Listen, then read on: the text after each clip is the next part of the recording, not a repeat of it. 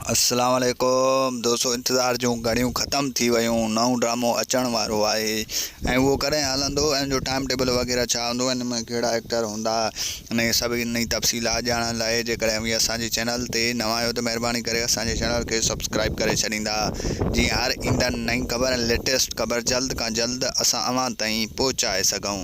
हाणे हलूं था तफ़सीलात जी तरफ़।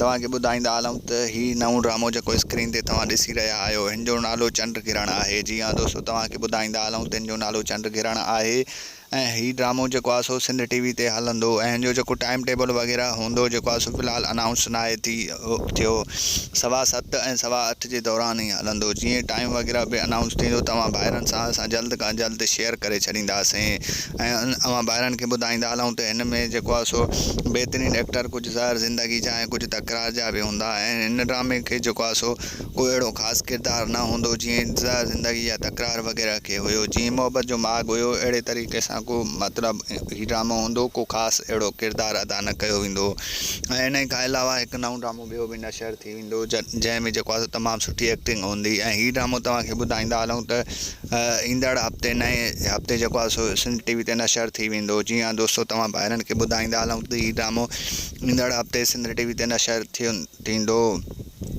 ऐं तव्हां ॿाहिरनि खे ॿुधाईंदा हलूं त हिन में तमामु बहितरीनु एक्टर हूंदा ऐं जेको आहे सो हिन में जेका बि नई अपडेट्स वग़ैरह टाइम टेबल वग़ैरह जे बारे में आयो या जेको आहे सो जीअं जेको आहे को बि नओं अपडेट्स आयो सिंध टीवी वारनि जे तरफ़ां तव्हां ॿाहिरनि सां असां जल्द खां जल्द शेयर करे छॾींदासीं ऐं अव्हां ॿाहिरनि खे जेको आहे सो परेशान थियण जी हाणे काई बि ॻाल्हि न आहे। जेको आहे सो सिंध टीवी ते तमामु जल्द हाणे सुठा ड्रामा अचण वारा आहिनि।